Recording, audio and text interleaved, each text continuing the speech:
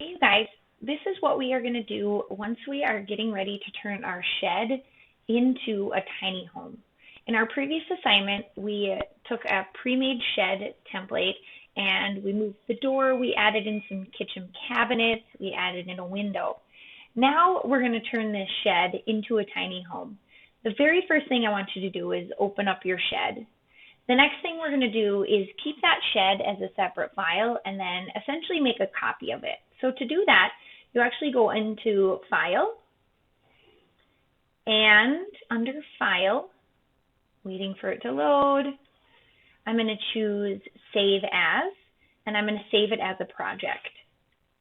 In this new file name, I want to make sure that it's going into the correct location. So I'm going to go into my Google Drive, and I'm going to put it into my folder that I'm using for this particular assignment for the quarter I'm currently in, just in case I use a different folder next time I'm having you guys watch this video. I'm going to use this AWS folder. And the last thing I'm going to do is change the name of it. I'm not going to be making a shed anymore. So what I'm going to do is I'm going to change this to Tiny Home. That way, when I go to look for it on my Google Drive, I can find it and I know this is my tiny home. So it's going into the right spot and now it's under the right name. I'm going to click on Save. You can see once I have it as a tiny home, up on the top right here, the name of my file changed and it says Tiny Home. I still have my piece of paper or my drawing from my previous project or my previous assignment for class, but I'll be tinkering with that in another video. So now that I have my tiny home version of my Revit file, I'm going to start adding in some things called components. I want you to get an idea of how small this shed actually is and really only how big a tiny home can possibly be. So first thing I want to do is I'm going to move these little doodads back out. I know previously we had moved them in. I'm going to move mine back out and I'm just going to move these two. And now I'm going to start adding in some components. To do that, I'm going to go to my Architecture tab, and I am going to select Component. Under that component, I already have my base cabinets loaded for this particular assignment. I have a desk loaded. I have a parking space, but I want to add in some really specific things that any tiny home needs, which is some plumbing things, like a toilet. So let's find a toilet. I'm under Component, and I'm going to go to this little folder here that says Load Family. And when I load family, I'm going to get into a US Imperial folder. Always make sure that you're looking in that folder. Revit does also have metric items, and for this class, we're going to be using US Imperial items. Now, I'm going to be starting out and adding in some things for my bathroom, and all bathroom things are going to be under this plumbing folder. Get in the habit of clicking or double-clicking on the yellow folder. And so I went into my plumbing folder and now I have MEP and architectural. I'm going to go into my architectural folder. And in there I have equipment. It's not in that folder because I don't need any water heaters for this particular step. I'm going to go under fixtures. And you can see I have bathtubs, drains, drinking fountains, showers, sinks, urinals, and water closets. But I'm looking for a toilet. Now the really silly thing about Revit is they put toilets in water closets. So I'm going to go into my water closet folder, and then I have a couple of different toilets. Please only use the domestic 2D toilet. The 3D toilet doesn't show up super fantastic in our floor plan, and we are not in a commercial situation because we are planning a tiny home, not a tiny school. So schools would be commercial, homes are going to be domestic. So I have this selected. I'm going to click on Open, and I'm going to just plop in, let's see, wait for it, one toilet, and you can see that it's dropping it right on the wall. Now, obviously, right now, I wouldn't want to walk into my tiny home and only see a toilet. We're going to add that in our next video, but for this video, we're going to add in a toilet. Another thing that any tiny home is going to need is probably going to be a shower. So notice I clicked on my Look In box for water closets. I'm just going to go up one level to Fixtures, and I'm going to look for showers. I want to try to conserve space, so I'm not going to add a bathtub in my tiny home. I am going to only add in a shower. And this is just a plain old 2D shower stall. I'm going to click on Open. And I'm going to plop my shower stall in. Notice that it wants to pop to a wall. And I am going to actually click on this button right here that says Rotate After Placement. that will allow me to spin my shower around. Oh, after my placement, I'm going to hit escape and I'm going to try that again. I didn't like where that went. I'm going to plop in my shower right here. And, oh, I'm going to hit escape. And it didn't let me rotate that, so I'm going to try it again. See, even with lots of practice, I still am not such a super pro at this Revit. I'm going to rotate mine 90 degrees. Boom. And I'm going to drop that shower. I'm going to hit escape on my keyboard. And now I actually have 2 showers. I'm going to hit escape a couple times. There we go. I'm going to take this shower. I'm just going to select it and I'm going to hit the delete button on my keyboard. And now I only have 1 shower and 1 toilet. Another thing that a bathroom is going to need will be another component. I'm going to go back into load family. And instead of looking in the showers, I'm going to go and look for some sinks. So let's see what sinks are in here. I am not adding in a kitchen sink, so please make sure in your kitchen or in your bathroom you don't add in a kitchen sink, but you actually add in a vanity sink. So I have these. These are all kitchen sinks. I am going to make sure I choose either this vanity round sink or this vanity square sink. I am going to add in the square one, click on open, and I'm going to drop that in.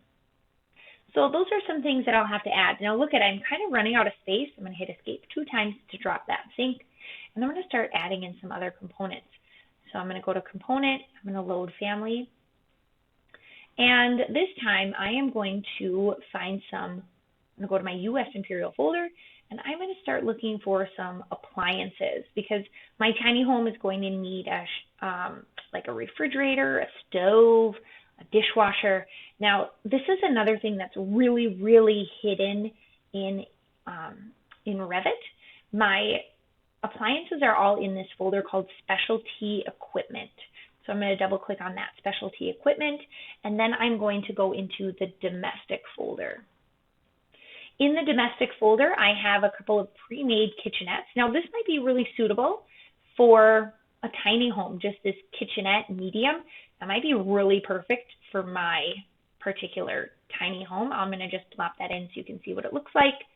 It does take up a good amount of space, but it does look pretty neat. So here's my kitchenette. I am just going to plop it right here. I can move my door later. I can move some other things around later. Boom. So that's my kitchenette. But what if we want to add in things separately? Well, we will for sure when we get to our bigger projects. So I'm going to go to my component. I'm going to go to load family. And instead of adding in a kitchenette, I'm going to go to my mid-range folder. These are going to be the types of appliances you'll find at Home Depot, Menards, Lowe's, places like that. If you are having a higher budget, you can go into the high-end folder. This is where you'd find special order appliances, those really big, fancy refrigerators and stoves. We probably won't be using those. We're going to hop into that mid-range. And in here, you can find a whole bunch of different appliances. A washer and dryer are in here. We have side-by-side refrigerators, French door refrigerators. A range is just a stove, what your parents probably call a stove, or your grown-ups are like, cook that on the stove. That's going to be a range, electric or gas. An oven is literally just the oven part. And then if you are looking for a cooktop, that is literally just the top cooking part of an appliance. Some homes have just a separate cooktop, and then they have a double oven somewhere else in the kitchen. Probably not going to be suitable for a tiny home, but when we get further along, that will be something you can choose. Tiny homes often have a dishwasher. You might want to choose a dryer. A great choice for our tiny home would be this washer-dryer combo. That would definitely be used in a tiny home. They are really commonly found in Europe. It's actually like one appliance that does all the washing and then all the drying right in one. It's pretty neat. I'm going to plop in a refrigerator. I love French door refrigerators, so I'm going to grab that, and I'm going to open it, and I am going to plop that refrigerator in. Now, with my refrigerator, I definitely want to rotate this after I place it because it is not facing the right direction. Those double lines are actually the front of my refrigerator. Boom. So now, let's see, that didn't rotate at all, did it? My refrigerator must have popped to the right direction. So here's my refrigerator. The double lines must be in the back on this one. Sometimes architects draw it in the front. So for further work for this particular assignment, I want you to start adding in more components. More components that you're going to want to add are other things you'll need for a tiny home. Please start adding in furniture. So that will be in the furniture folder. Start adding in beds and stuff like that, so you have a really good idea of how big a bed will be. I'm going to add in a shaker bed, and I'm going to click on open, and I'm going to plop that in. Now, right now, I just have a double. That's like a full-size bed. If I come over to my properties drop-down, I will be able to choose different size beds. So I can plop in a king-size bed, and I am purposefully putting these on the outside because I know inside I don't have enough space. Again, in an assignment later on, we're going to be making our shed physically bigger. We need to know how much bigger we need to make it and what we have space for. I'm going to hit escape 2 times on my keyboard to drop those beds. So your assignment for today is to really play around with that component feature and start digging through your loaded family folders and find what you might want to add. There is going to be a ton of folders in here that you don't need, but our key folders will be that furniture folder, be our plumbing folder, and our specialty equipment folder. If you want to start adding in doors and windows, that will be in another video. All we're going to be adding in right now is physical items inside or around the outside of our shed. Don't forget to save.